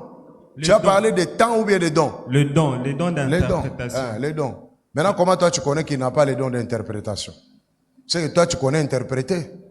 Mais pourquoi tu lui as amené tes songes? Il faut interpréter Kayomogo. Ça peut être une possession aussi. Question Moussous. Voilà. La bande si tu as na souka, ba question ici les wana. Tu veux te lier sur. Vous avez la question? Qu'est-ce qu'il faut retenir dans la séance Oyo? Laissez-vous conduire par le Saint-Esprit. Amen. Boy hésiter. Boy imate, boy poser ba question belete. Tant ozo sambela. Nyon sozo ya sala nanu yango.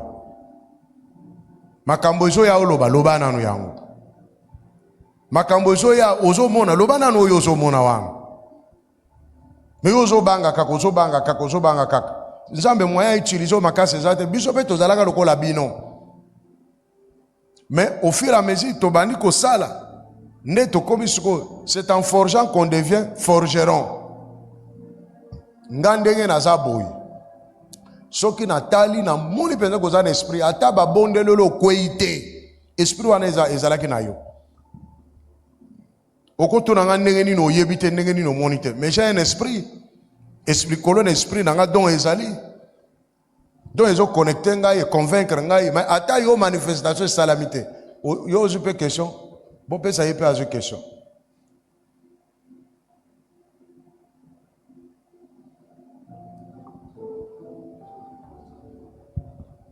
Oui papa, la question est en fonction tant lobby pour hésiter. En fait, il y a des cas exemples, oza na frère na yo tondeko oyo sur la rana bien. Et que a betelo peut-être le solo na mo ya vie. Ou eza peut-être ya vie na privé, a betelo yango ou bien peut-être ya vie de travail na yeto eloko mo ya ibisa yo. Et puis nango lobi wana mutu na kati ko sambela o yebi pe ke nazana don ya prophétie. Ozui message ya ndeko wana. Peut-être au kanisa qui est peut-être dans moment wana, mais ozui yango. Mais non, de fois ça peut-être na crainte ya kolobaki ah so ina yebisi yango akasani nazo analyser makambo déjà yebisanga. Ce qu'on a pas cas pareil, peut-être qu'on prophétiser les moutons yeba ça proche non peut-être ça pire yo. Est-ce que et ko ita mbriema te na ndeko wana to ko ita ba questionnement te ka azo analyser makambo na yebisa ye tu es ma canisinae peut-être été. Donc c'était juste ça la question par rapport à ça. Ce qui a causé la confiance te koloba na ite na sina pesa enseignement na bato ba prophétiser kawa na lobaki tu ne peux pas prophétiser en public ou soit peut-être na muto yo bo mesani na ibotambola kana yo yebi makambo na ye parce que akozala na mwanda mwa doute mais soka sala ka yo confiance ayebi ke omona ka makambo oyoka ka pe makambo okolobela ye akondima. Mais ce qui était, il faut passer par toujours une autre personne ou peut-être à Kokolobanaï, ya Kokondimam. Parce que Satan a kaka toujours pour na sa doute, hésitation, parce que babetele lisol. Au moins na nos pasteurs na ngai na te ya mo paya yo memi mo paya. C'est comme mon paya lobi c'est que master abetela ki pasteur na bango lisolo na nga vanto ya po makambu tout pasteur na bango lobi eza ngai. Or yo beti lisolo te. Ozomon donc Satan yaka kaka pona kokotsa mwa dutu moko bona mutu yango wana nde na loba awa bato nyonso ba prophétisaka makambo etali cercle na yo tikela bato muso ba prophétisa soke yeli olobi nzambe ngana kokite pesa ngo mutu muso ebima na monoko wa mutu mususu soko olobi bongo Saint Esprit obimisa ngo na monoko wa mutu mususu ube soki Saint Esprit obimisa ngo te kende ko mona na encadrer na moni boy pona mutu ezara bato musu fo baloba en public. Net toza na culte bo séance tenante. Il faut le ba makambo en public. Mususu azuyango na ndako abandi kozwango ayawa na église to bandi ko sambele zongeli e falo bayango parce que oza culte falo bayango. Mususu azana capacité à kolobate lokola zo mona moya lobezate il faut afandisa muto expliquer. Donc eza ko agir ba manière rebelle. Mais le problème est que tous à la souple, tous à la flexible. Tomi tikela na molimo mo santo. Tomi tikela ataba to bako critiquer yo. Tu t'en fous. Soke wuche pa na nzambe, soka to kosala ni. To komona ekoko kisama. Ezala makambo bato baloba wa bato ba telemela ngome bato ba ko senga ba pardon. Parce que na temps wana ezala ko mona na te mutazo mi mona ekosala mandenge nini. Mais après quelque temps e bandi koko kisama. Soko sala ne. Voilà. Donc après awa nzambe ache makabo bomi libéré bolongwana ba mikumba oyo bozo mema bolongwana pasi po ete bosalela nzambe molimo mo santo akokana kosala kati na biso to yekoli pona don nini don ya inspiration ou ba don vocaux to telema likolo to bondela nzambe molimo mo santo asopa ba don ya inspiration. Nous avons besoin de l'inspiration pour avancer. Nous avons besoin de l'inspiration pour voir clair. Dont il y a prophétie, dont il y a langue, dont il y a interprétation de langue. Nous avons besoin d'interpréter certaines choses. Nous avons besoin d'interpréter la langue cachée derrière makambo mususu. O tozo mona na bandoto na bapongi, même na mabota na biso. Comportement ya batrusu faut qu'on interpréter. Nous avons besoin de l'interprétation. Nous avons besoin de langue, de comprendre, de prophétie. Nous sommes na chama boko rikolo. Bonde le pai na nzambe. Saint-Esprit yaso pangon église. Bonde la tombo la mongongo na yo. Seigneur Dieu Tout-Puissant, nous avons besoin de l'inspiration. Pour se manifester l'église oyo mobimba. Na don na catégorie ya inspiration ou inspirer biso à travers don ya prophétie pour encourager bato, pour orienter bango, pour interpréter message inspiré, don ya interprétation. Il y a des choses qu'on voit qu'on n'a jamais interprétées. Mais nous voulons, Seigneur, que tu nous donnes ces dons d'interprétation. Il y a beaucoup de choses qui se passent dans nos vies. Ce qu'on a déjà vu, qu'on n'a pas compris. Ce que nous sommes en train de voir, mais nous n'avons jamais compris. Seigneur, nous avons besoin de ton inspiration. Ou inspirer, biso te comprendre, te interpréter. O tozo bika, o tozo mona, na bandoto, na ba pongi, na ba vision. Oyo zali ko projeter liboso na biso. Toza na posa ya interprétation. Tozana posa ya koloba. Koloba na yo directement. Nanzela ya langage. Nanzela ya ko parler en langue. Nous voulons te parler, Seigneur. Au nom puissant de Jésus-Christ, nous voulons te parler. Nous voulons nous édifier nous-mêmes à travers le parler en langue. Sopela biso yango l'église oyo. Roma ya shakaraba sandarabaya. Rusundurubu shakariaba. Alléluia. Remandaraba sakariaba shakarabaraba. Bien-aimé, toko sambela. Toko briser ba barrière nyonso spirituelle. Ba doute, ba hésitation. Nyonso eza kwa kubundisa makanisi na biso.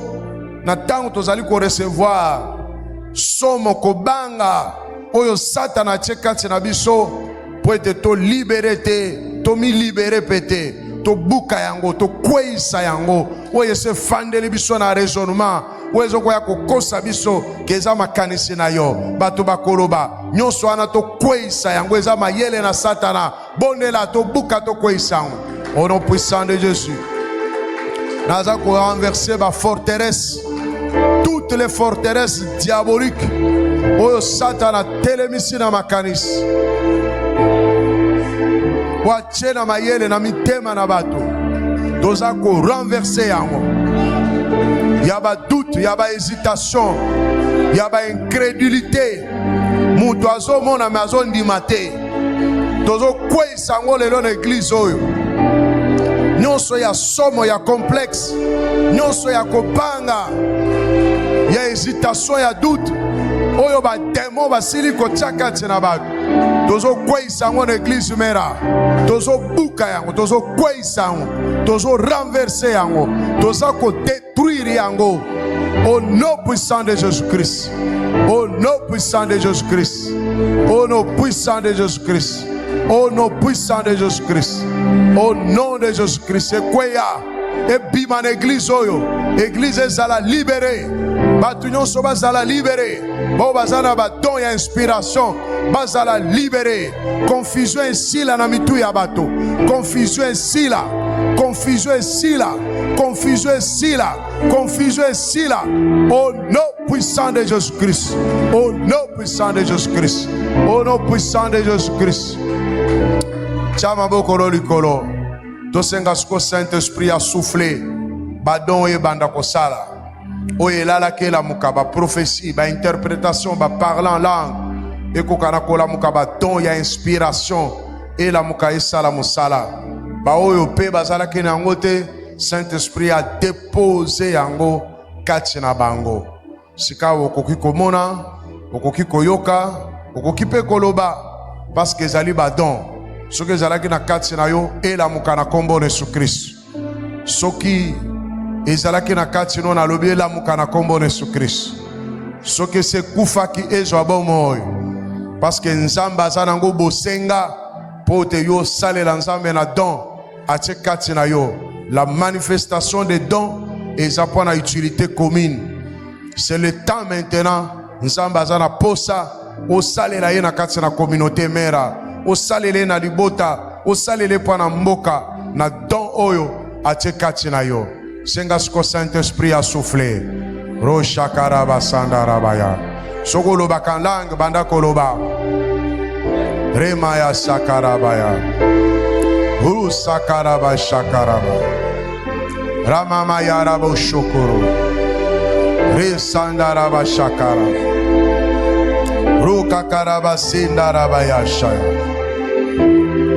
Ramandere Shekaya. Rosa Karabaya Shaka. Souffle Saint-Esprit sur cette église. Souffle. Souffle pour tout transformer. Souffle pour tout changer. Pour réveiller les dons. Réveiller les dons. Souffle Saint-Esprit. Souffle sur toute l'église Mera. Souffle pour nous amener au-delà de nos limites. Nous amener dans la dimension. Oh Saint-Esprit de Dieu, inonde nos cœurs, réveille les dons, donne les dons. Romaya Sakarabaya Saya. Saint-Esprit de Dieu, Saint-Esprit de Dieu, Saint-Esprit de Dieu, nous t'attendons, nous te prions. Viens, Esprit du Seigneur. Viens, Saint-Esprit de Dieu. Viens, Saint-Esprit de Dieu. Viens, Saint-Esprit de Dieu. Viens, Saint-Esprit de Dieu. Viens, Saint-Esprit de Dieu. Viens, Saint-Esprit de Dieu. Viens, Saint-Esprit de Dieu. Viens, Saint-Esprit de Dieu. Viens, Esprit du Seigneur. Viens, Saint-Esprit de Dieu. Viens, Saint-Esprit de Dieu. Viens, Esprit du Seigneur. Viens, Saint-Esprit de Dieu. Rosharabasaya. Alléluia. Alléluia. Alléluia. Alléluia. Saint-Esprit de Dieu. Saint-Esprit de Dieu. Souffle dans cette église. Souffle, Saint-Esprit de Dieu. Enlève la poussière sur nos yeux et débouche nos oreilles. Saint-Esprit de Dieu, manifeste-toi, descends, agis.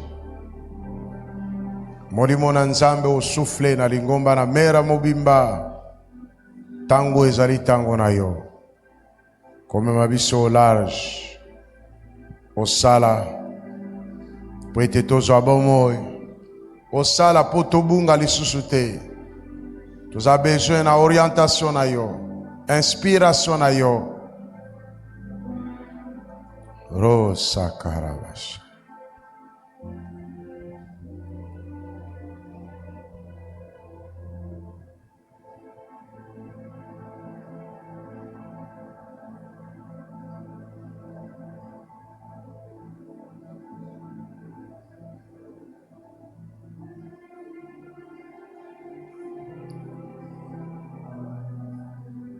Rabaya Shakaras.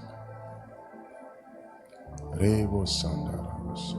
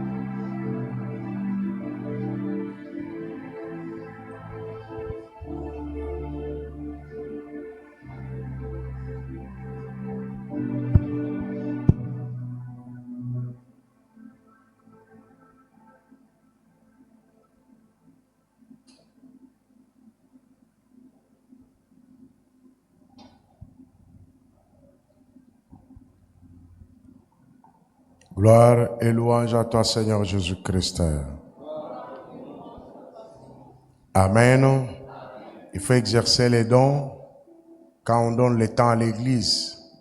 Basambeli, bakitsi, mingongo, c'est pour dire que ceux qui m'ont donné un message, à Rogi Koloba. Qui a vu quelque chose pendant qu'on priait? Qui a entendu quelque chose pendant qu'on priait? Même qu'on est en ligne. Oui, pesa micro. To te yawa to solo li ebele. Fo ba to ba mona bayoka.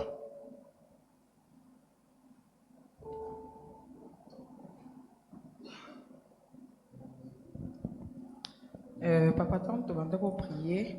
Na moni ba laksinga il mange ya sœur Julia protocole. Azaki na porte. Alors Julianine. Il y a protocole. OK. Papa moko mukolo afukami mais asimbi voile na na maboko aopesa ye mais papa ngo olina. Amen. Nani akwa interprétant? elingi koloba nini? Pesa na ndeko wana meka.